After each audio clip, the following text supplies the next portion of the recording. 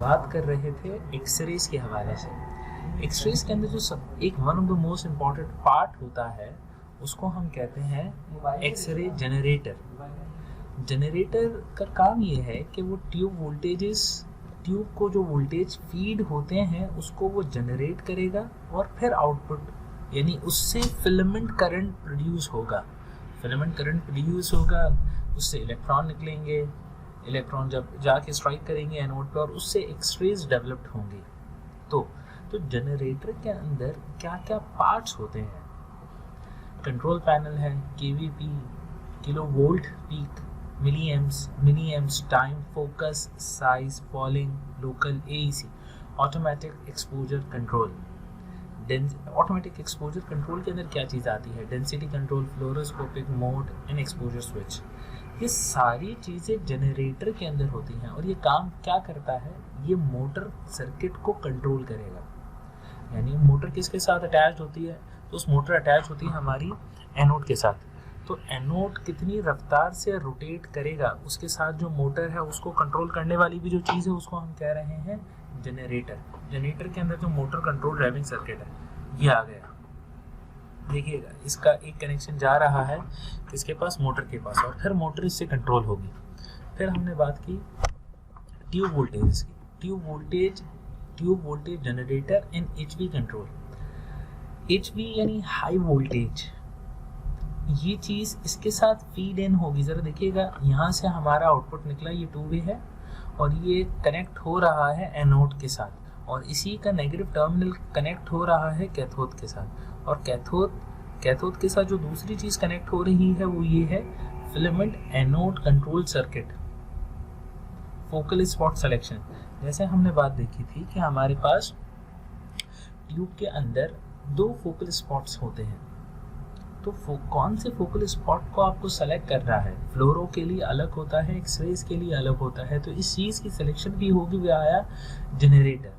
वैसे ही grid control and AEC, automatic exposure control, AEC. AEC का काम ये होता है कि ग्रिड के नीचे एईसी डिटेक्टर लगा होता है।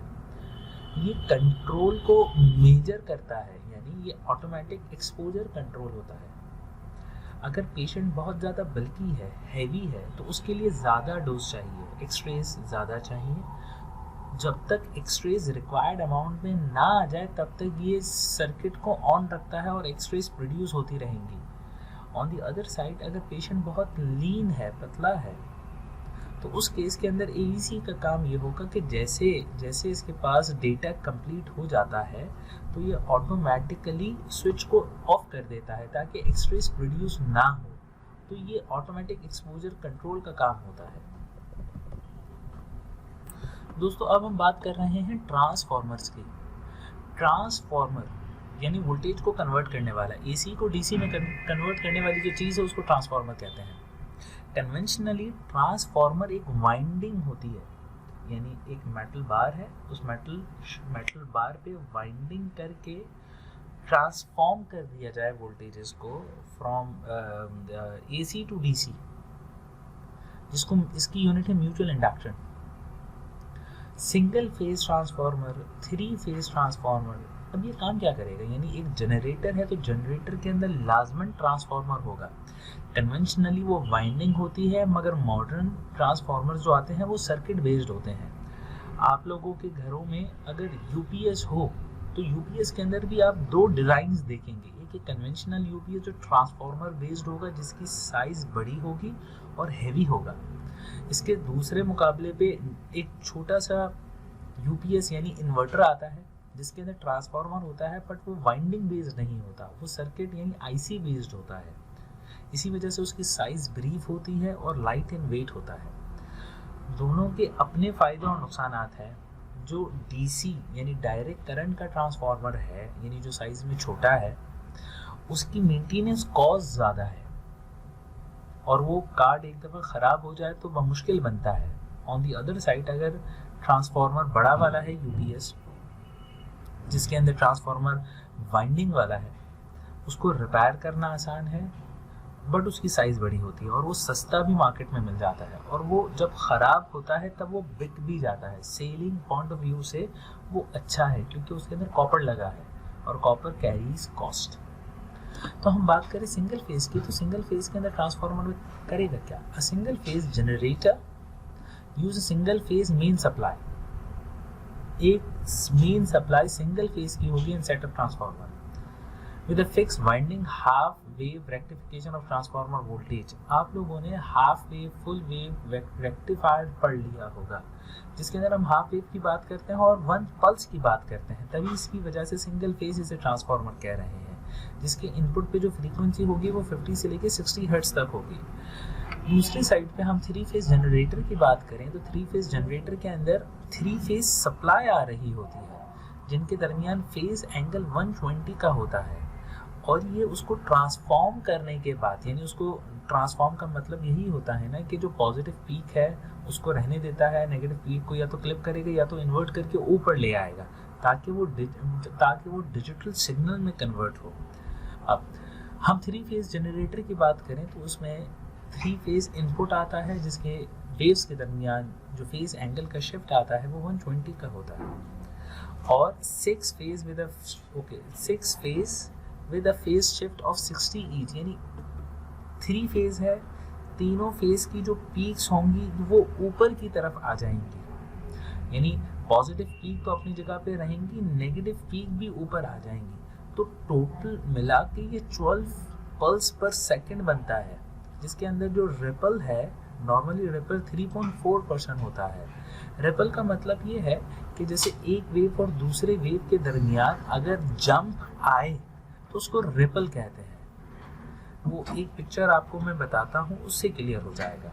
दूसरे ट्रांसफार्मर जिसको आप कहते हैं हाई फ्रीक्वेंसी जनरेटर, जिसको HF भी कहा जाता है, दोस्तों high frequency generator, this type of generator include stabilised power supply in front end of the device. पहली चीज क्या है? First, the main supply is rectified and filter to produce DC current. वो डीसी करंट पहले पैदा करता है, यानी एसी करंट कन्वर्ट होकर डीसी करंट के अंदर। Supply voltage needed for the inverter circuit. फिर inverter generate pulse that are transformed, rectified and collected in capacitor। अब जो वेव डीसी के अंदर कन्वर्ट हो गई उसको फिर वो रेक्टिफाइड करेगा और फिर कलेक्ट करेगा कैपेसिटर में, और कैपेसिटर भी याद रखिएगा डीसी के अंदर है। तो इस वजह से क्या होगा कि आपका सर्किट के अंदर हाई फ्रीक्वेंसीज डेवलप्ड हो जाएंगी। चौथा capacitor discharge generator. Sometimes supply का इशू होता है रिमोट एरियाज के अंदर, उस केस के अंदर कैपेसिटर स्टोर करके रखता है चार्जेस को और फिर वो एक साथ डिस्चार्ज करता है ताकि ट्यूब को वो वोल्टेजेस और करंट मिले, और जब वो मिलता है तब बूस्ट वोल्टेज उसे मिल गया, बूस्टिंग करंट उसे मिल गया, फिलामेंट से फिर एक्सट्रीज डेवलप हो जाती हैं। तो high tubes current and short exposure times can be obtain, यानी ज़्यादा करंट शॉर्ट टाइम के लिए वो चीज़ कैपेसिटर डिस्चार्ज जनरेटर है। Constant voltage generator achieve DC voltage. ये डीसी वोल्टेज है विद मिनिमम रिपल, इसके अंदर मिनिमम रिपल होती है। अब ये होता क्या है जरा देख लीजिए। ये हमारे पास एक इनपुट है, इस इनपुट देखिए wave voltage wave form you associate with the tube output डोस्ट। अब देखिएगा आर जो है वो आउटपुट है वोल्टेज, और ये है ये टी वर्सेस यू के दरमियान है, ठीक है, यानी टाइम वर्सेस वोल्टेजेस के दरमियान है। डबल पल्स के बाद हम बात करें, यानी ए है single pulse, B double pulse, 6 pulse, 1 2 3 4 5 6 6 pulse, फिर 12 पल्स, डी के अंदर ये 12 पल्स है। इसी तरीके से पल्स बढ़ती जा रही हैं और आप नोटिस करें एट दी एंड एक पॉइंट पे जाके ये बिल्कुल स्ट्रेट लाइन क्रिएट हो गई, यानी ये डीसी क्रिएट हो गया, डीसी वोल्टेज। और इसी वजह से इसे हम कहते हैं, जैसे जो आज मॉडर्न एक्सरेज होती हैं उसके अंदर जो जनरेटर होता है वो HF का होता है, यानी हाई फ्रीक्वेंसी होता है। हाई फ्रीक्वेंसी की वजह से ज़्यादा वोल्टेज का बूस्ट मिलता है उसे। दोस्तों देखिएगा, हम एक्सपोजर टाइम की बात करते हैं। बाज़ दफ़ा एक्सपोजर टाइम को हम ऑटोमेटिकली कंट्रोल करने से पहले मैनुअली कंट्रोल करते थे, यानी स्विचेस की मदद से। आपने जब तक बटन को दबाए रखा है तब तक एक्सपोजर होगा, मगर ऑटोमेटिकली एक्सपोजर कंट्रोल होना चाहिए। जब पेशेंट को नीड हो उतने टाइम पे एक्सपोजर रहे और उसके बाद खुद स्विच ऑफ हो जाए। तो उसी के लिए जो सर्किट है वो है AEC, which is mandatory part. यहाँ पे लिखा हुआ है, and AEC is mandatory to achieve a constant input voltage और फिल्म डेंसिटी। AEC लाजमन होना चाहिए मशीन के अंदर, और अगर ये नहीं है तो बहुत गड़बड़ है।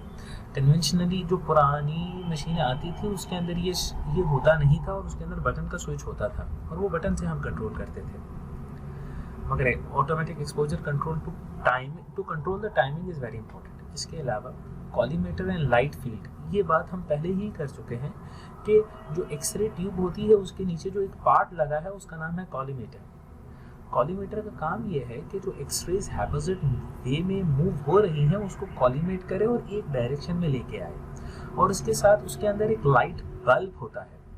लाइट बल्ब का काम ये होता है, वो विजिबल लाइट होती है कि जब एक्सरेज आएंगी तो वो कितने एरिया पे प्रोजेक्ट होंगी वो पता करने के लिए एक नॉर्मल बल्ब होता है कॉलीमेटर में। जब हम उसे ऑन करते हैं, और कॉलीमेटर में दो विंडोज़ होती हैं, एक हॉरिजॉन्टल और एक वर्टिकल, उसकी मदद से हम कॉलीमेट करते हैं कि कितने एरिया पे हमें एक्सरेज चाहिए। वो विंडो बनी होती है लैड से, ताकि हम एरिया को देख सकें कि कितने पार्ट के अंदर एक्सरेज चाहिए। पेशेंट को पोजीशन करने के लिए सारी चीज़ें इस्तेमाल होती हैं। जब हमने पेशेंट को सही तरीके से पोजीशन कर दिया, यानी लिटाना है तो लिटा दिया, जिस एंगल पे लिटाना है लिटा दिया, फिर कॉलीमेटर की विंडो एडजस्ट की और लाइट ऑन की और देखा कि ये वही एरिया है जिसका एक्सरेज चाहिए। अगर वो वही है तो फिर उसको एक्सरेज का बटन प्रेस करके फिर उसको एक्सपोज किया जाता है। और ये एक वीडियो का लिंक है, इस वीडियो के लिंक पे आप जाएंगे तो आपको वीडियो के एक्सरेज से रिलेटेड और दूसरी भी चीज़ें इन्फॉर्मेशन आपको मिलेंगी। दोस्तों अब हम एक नया लेक्चर स्टार्ट करते हैं जिसका नाम है receptor for projection radiography. Usually जो मैं किताब फॉलो करता हूँ वो है diagnostic radiology physics by doctor Dance. हम बात कर रहे हैं receptor for projection radiography. X rays developed हो गई अल्हम्दुलिल्लाह। अभी तक हमने एक्सरेज जो कि बहुत मेजर पार्ट है रेडियोग्राफी का, उसके अंदर हमने एक्सरेज इन्वेंट कैसे हुई, डिस्कवर कैसे हुई, डिस्कवर होने के बाद वो प्रोड्यूस कैसे होती है, ट्यूब के अंदर क्या होता है, वोल्टेजेस क्या होते हैं, ट्रांसफार्मर क्या होता है, यानी हमने इस सेक्शन के हवाले से बहुत सारी गुफ्तगू की है। अब हम बात कर रहे हैं एक्सरेज डेवलप्ड होने के बाद, पेशेंट से गुजरने के बाद वो रिसेप्टर की तरफ आ रही है। तो अब रिसेप्टर किस तरीके से काम करता है? The receptor for projection radiography. तीन चीज़ें। पहली चीज़ है interaction, X rays with suitable detection medium to generate measurable response, यानी एक्सरेज पेशेंट के बाद जो कैसेट होगी उस कैसेट के अंदर इंटरैक्ट होगी with some suitable detection medium, यानी कोई ख़ास मटेरियल होगा जिस पे ये एक्सरेज इंसिडेंस हो तो वो उसे रिकॉर्ड कर ले। और जो स्टार्टिंग में रिकॉर्ड होता है उसको हम कहते हैं टेम्परेरी स्टोरेज, क्योंकि हम एक फिल्म को मल्टीपल टाइम्स यूज़ करते हैं, इसी वजह से उसे टेम्परेरी स्टोरेज कहते हैं। ये बिल्कुल वैसा ही है जैसे हमने एक DVD R ली, DVD RW री राइटेबल जो होती थी, उसको हम एक दफ़ा राइट करते थे, फिर दूसरी दफ़ा भी उसको राइट कर सकते थे। सिमिलरली जब हमारे पास VCR होता था और कैसेट के ज़रिए हम मूवीज़ देखते थे या कोई चीज़ देखते थे, तो वो जो कैसेट थी या टेप रिकॉर्डर के अंदर जो कैसेट लगती थी उसको हम फिर से हम उस पर अलग अलग रिकॉर्डिंग कर सकते थे। यानी जो पहली दफ़ा रिकॉर्डिंग होती है वो परमानेंट नहीं होती, वो टेम्परेरी स्टोरेज कहलाती है। तीसरा पार्ट मेजरमेंट, यानी अब आपने एक्सरेज डेवलप कर ली, एक्सरेज डेवलप प्रोजेक्ट हो गई, प्रोजेक्ट होने के बाद टेम्परेरी स्टोरेज क्रिएट हो गया, स्टोरेज के बाद आप उसे मेजर करें कि क्या रिस्पॉन्स आया। एग्जाम्पल के तौर पे interaction of X rays in a phosphor material, यानी एक्सरेज जब इंसिडेंस पेशेंट के थ्रू होने के बाद जिस मटेरियल पे इंसिडेंस होंगे उसको कहते हैं phosphor material. Followed by generation of visible light photon. वो फॉस्फर मटेरियल पे जैसे एक्सरेज स्ट्राइक होती हैं तो उससे एक विजिबल लाइट का फोटोन क्रिएट होता है, और ये फोटोन एक लैटेंट इमेज क्रिएट करता है जिसको हम टेम्परेरी स्टोरेज कहते हैं। लैटेंट का मतलब होता है हिडन, ये है स्टेप नंबर 2, हिडन इमेज।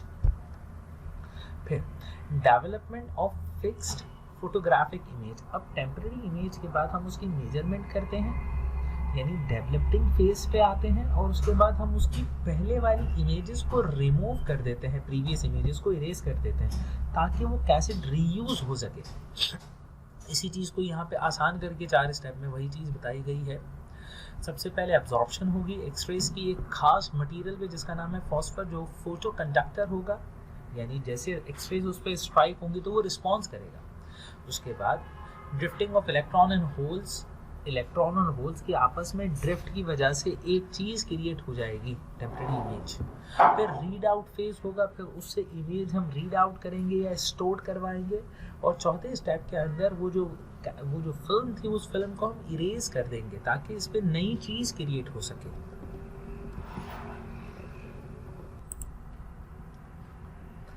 जी दोस्त,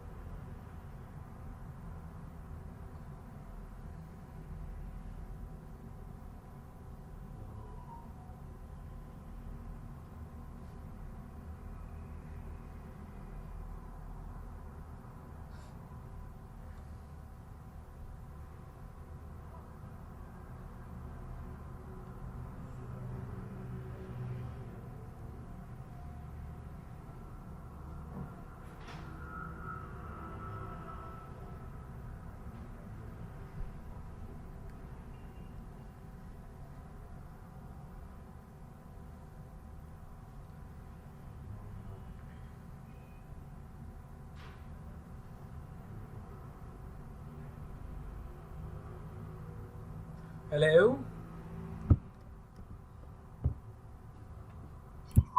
अबे यार कुछ कहो तो सही।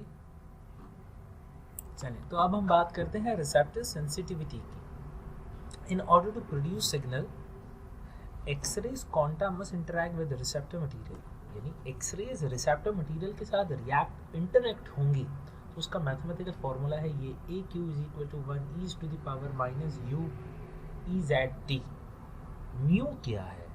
where mu is linear attenuation coefficient of receptor material। Her material का एक अपना कोफिशिएंट होता है जिसको अटेन्यूएशन कोफिशिएंट कहते हैं। वैसे ही Z is the atomic number, T is thickness and E is X-rays energy। उसकी मदद से हमारे पास ये चीज़ डेवलप होती है which is called receptor sensitivity, यानी वो जो रिसेप्टर है वो कितना सेंसिटिव है, कौन से पैरामीटर्स भी डिपेंड करता है, उसका एटॉमिक नंबर, उसकी थिकनेस, उसके अंदर जो एनर्जी है और उसका linear attenuation coefficient. Receptors X rays noise का जो फॉर्मूला है वो है ये σ² = n0 AQ। AQ तो हमारे पास ये है विच इज रिसेप्टर सेंसिटिविटी। अब NQ is number of X rays quanta, कितने नंबर ऑफ एक्सरेज के पैकेट थे, और σ² इज वेरिएंस जिसको हम नॉइस कह रहे हैं, और AO is distribution of quanta, यानी जिसको हम सेंसिटिविटी कहते हैं, यानी कितना सेंसिटिव है, कितने एरिया पे ये डिस्ट्रीब्यूट हुआ है और इसकी सेंसिटिविटी कितनी है। हम मशीन के अंदर जो बात करते हैं जनरल प्रॉपर्टीज की, तो उसमें से एक है grey scale response. Grey scale response का मतलब ये है कि एक्सरेज फिल्म जो आती है उसमें दो कलर, ब्लैक और वाइट और उसके बीच में नंबर्स ऑफ ग्रे स्केल्स।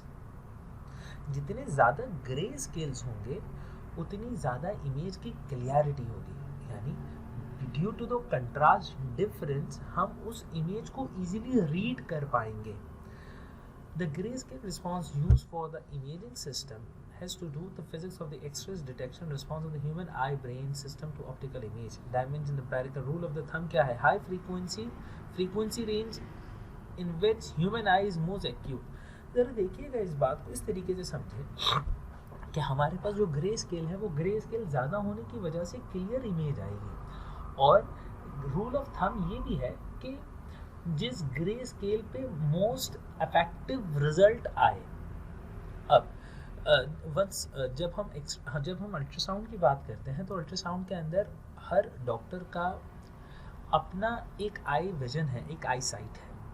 उस आई साइट के हिसाब से ग्रे स्केल की मदद से ऑब्जेक्ट डिटेक्शन हो रहा है सॉफ्ट टिश्यूज़ का अल्ट्रासाउंड में। बाज़ डॉक्टर के लिए फला ग्रे स्केल अच्छा है और बाज़ के लिए वो अच्छा नहीं है। तो ये रूल ऑफ थंब इसके लिए फिक्स नहीं है कि ये ए ही अच्छा होगा। हो सकता है किसी डॉक्टर के लिए सी अच्छा हो और किसी के लिए ए फॉर एप्पल अच्छा हो। तो ग्रे स्केल अलग अलग होंगे। सिमिलरली एक है डायनेमिक रेंज। डायनेमिक रेंज का मतलब क्या होता है? The dynamic range that can be achieve by a practical linear attenuation the response of output refer to the input. यानी डायनेमिक रेंज का मतलब है x max dividing by x noise. x max is x-rays exposure providing the maximum signal, और x-ray noise क्या है? root mean square receptor noise in the dark। यानी completely x-rays आई उसको divide कर दें x-rays noise से। यानी x-rays noise का मतलब ये है x noise is the root mean square receptor noise in the dark। For example, no x-rays exposure। अगर x-rays exposure नहीं है फिर भी उसमें नॉइजेस आ रही हैं तो ये है एक्स नॉइज़।